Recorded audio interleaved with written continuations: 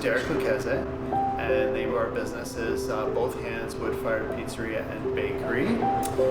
We started off as just Both Hands. You can see that sign over there. We used to just do bread back in the day, so we started as Both Hands and just switched it up when we started the restaurant. We're in our 6th year now. But I baked bread for 12 years before that for the market. I just started baking out of my home, and when I started doing that, I just had this overwhelming feeling that this was something I could do for a long time, and that's how it started.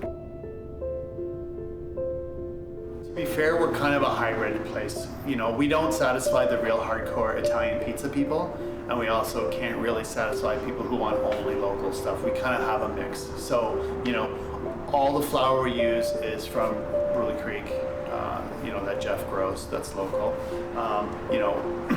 We don't use exclusively the cheese farm cheese because we do cut it with some mozzarella, but we use about a third of our cheese is theirs.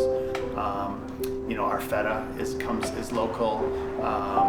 When in season, any of the vegetables we use that we can get, we do tomatoes from De Bruins and whatever else we can get from other farmers, like the spinach and basil that we can get from Baloo's Farms. So we use as much as we can.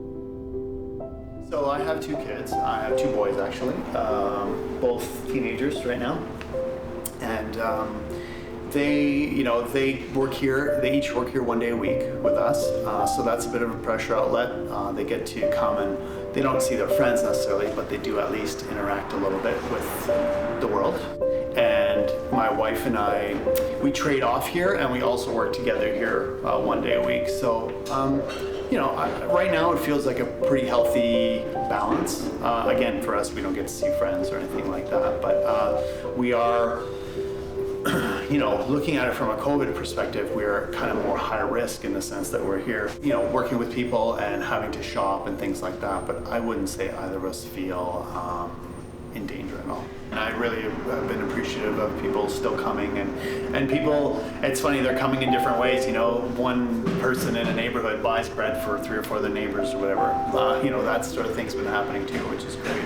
And the other thing that's been happening is that, people are trying us for the first time. People who have, made a commitment to sort of just shop around and support local businesses, and I really appreciate that. And it's nice for us to see people and know that they're okay.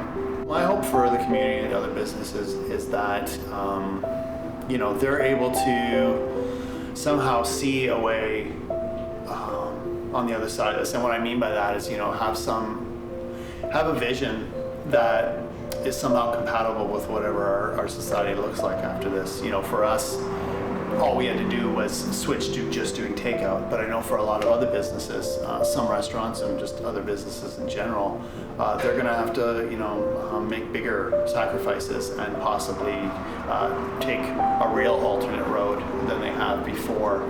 And so, I hope that they can have the ability to do that and do it in a way that's not really, emotionally and taxing and really runs them into the ground. Because again, that's not sustainable either. So I think that really is the challenge, in a sense. The global challenge is to use this time to reimagine and make changes that we want to see in the long term.